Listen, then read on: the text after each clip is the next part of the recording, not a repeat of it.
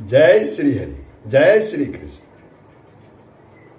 तुमेव माता च पिता तुमेव बन्धुश्च सखा तुमेव विद्या द्रविणं तुमेव सर्वमं देव वसुदेव सुतं देवं कंसचाणूरमर्दनं देवकी परमानंदं कृष्णं वंदे जगद्गुरुं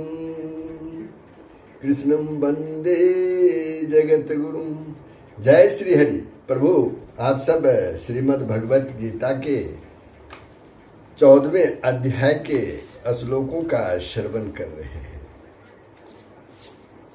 पिछले दिनों आपने श्लोक 17 14वें अध्याय के श्लोक 17 और 18 का श्रवण किया था, जिसमें प्रभु श्री कृष्ण कहते हैं सत्व गुण से ज्ञान उत्पन्न होता है।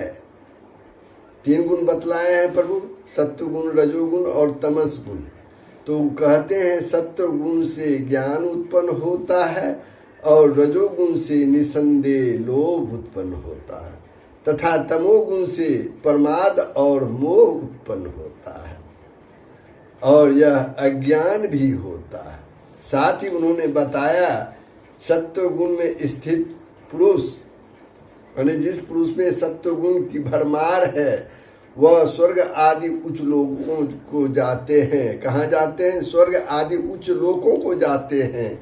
रजोगुण में स्थित राजस पुरुष मध्य में अर्थात मनुष्य लोक में ही रहते हैं तथा तमोगुण के कार्य रूप निद्रा, प्रमाद और आलस्य आदि में स्थित तामस पुरुष जो है अधोगति को अर्थात कीट पतंगों, पशुओं, वृक्षों आदि में नीच योनियों में तथा नरक को प्राप्त होते हैं। ये प्रभु श्री कृष्ण ने श्लोक 17 और 18 में बताए हैं। अब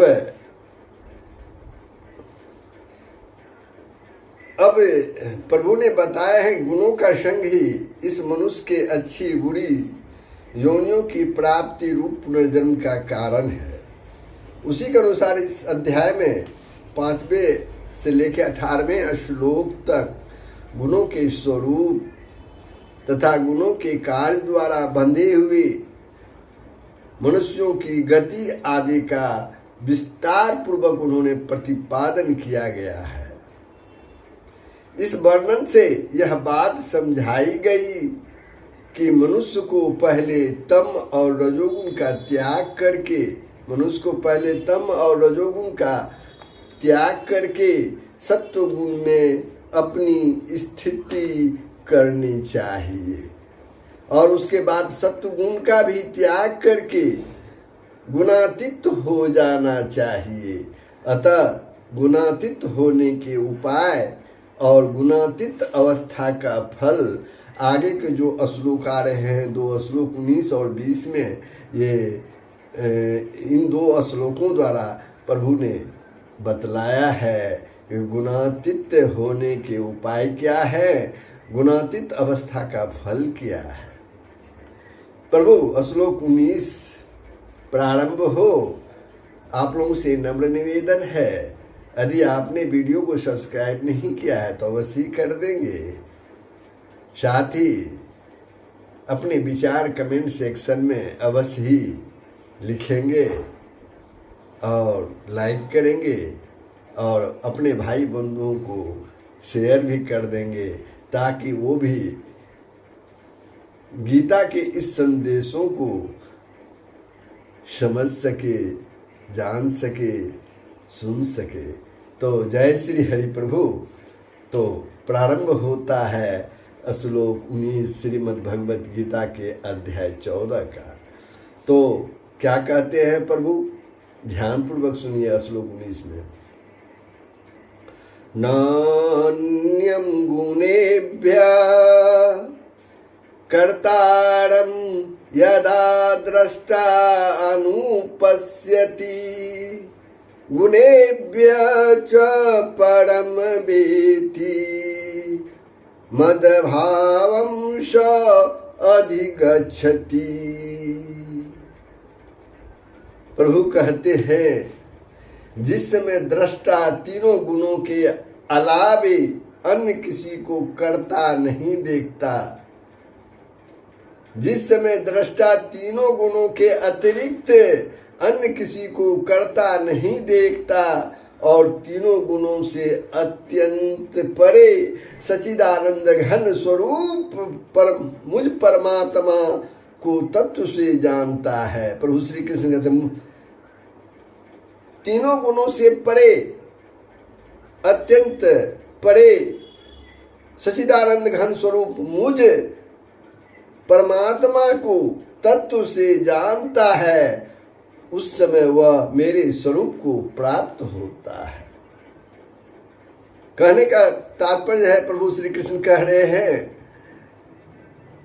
कि तीनों गुणों से अत्यंत परे, मनुष्य में तीनों गुण नहीं हो, लेकिन मुझ परमात्मा सच्चिदानंद घन स्वरूप मुझ परमात्मा को तत्व से अगर वह जानता है तो उस समय वह मेरे स्वरूप को प्राप्त हो जाता है, मतलब ईश्वर को प्राप्त हो जाता है। तीनों गुणों से अत्यंत पर कौन है? तीनों गुणों से अत्यंत पर कौन है और उस तत्व को जानना क्या है जो प्रभु श्री कृष्ण ने कहते हैं। तीनों गुणों से अत्यंत पर यानी संबंध रहित सच्चिदानंद घन पूर्ण ब्रह्म परमात्मा, पूर्ण ब्रह्मभूत, तीनों गुणों से अत्यंत पर यानी संबंध रहित सच्चिदानंद घन पूर्ण ब्रह्म परमात्मा है और उसे तीनों गुणों से संबंध रहित और अपने को उस निर्गुण निराकार ब्रह्म से अभिन्न समझते हुए उस एकमात्र सच्चिदानंद घन ब्रह्म से भिन्न किसी भी सत्ता को न देखना। जो भी है सच्चिदानंद घन स्वरूप की सत्ता है, सर्वत्र और सदा सर्वदा केवल परमात्मा को ही देखना, उसे तत्व से जानना है। ऐसी स्थिति के अंतर मदभाव अर्थात भगवत भाव को प्राप्त होना क्या है? ऐसी स्थिति के बाद जो सच्चिदानंद स्वरूप ब्रह्म की अभिन्न भाव से साक्षात प्राप्ति हो जाती है, वही भगवत भाव को प्राप्त होता है। अब श्लोक 20 में देखिए प्रभु श्री कृष्ण क्या कर रहे हैं। गुणान एतान अतित्यत्रीन देहि देहे समुद्र भवान जन्म मृत्यु जरा दुखे विमुक्तः अमृतम अश्नुते। प्रभु कहते हैं यह पुरुष शरीर की उत्पत्ति के कारण रूप इन तीनों गुणों को उल्लंघन करके जन्म मृत्यु वृद्धावस्था और सब प्रकार के दुखों से मुक्त हुआ परमानंद को प्राप्त होता है। परमानंद को प्राप्त होता है। अब प्रश्न उठता है जन्म मृत्यु जरा और दुखों से विमुक्त होना क्या है, जो इस श्लोक में आया है। जन्म मृत्यु जरा और दुखों से विमुक्त होना क्या है और इसके बाद अमृत को अनुभव करना क्या है। जन्म और मरण तथा बाल जुबा और जन्म और मरण तथा बाल जुबा और वृद्ध अवस्था शरीर की होती है। बाल जुबा और वृद्ध अवस्था किसकी होती है? इस शरीर की होती है।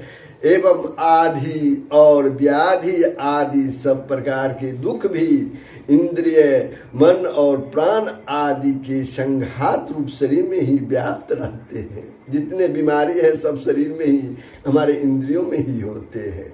अतः जिनका शरीर के साथ किंचित मात्र भी थोड़ा सा भी वास्तविक संबंध नहीं रहता, ऐसे पुरुष लोक दृष्टि से शरीर में रहते हुए भी वस्तुतः शरीर के धर्म, जन्म, मृत्यु और जरा आदि से सदा सर्वदा मुक्त ही है। अतः तत्व ज्ञान के द्वारा शरीर से सर्वथा संबंध रहित हो जाता है। शरीर से सर्वथा संबंध रहित हो जाना ही जन्म, मृत्यु, जरा और दुखों से सर्वथा मुक्त हो जाना है। इसके बाद जो अमृत स्वरूप सच्चिदानंद घन ब्रह्म को अभिन्न भाव से प्रत्यक्ष कर लेता है, लेना है, जिसे 19वें श्लोक में भगवत भाव की प्राप्ति के नाम से कहा गया है, वही यहाँ अमृत का अनुभव करता है। तो प्रभु श्लोक 20 पर मैं विश्राम लेता हूँ।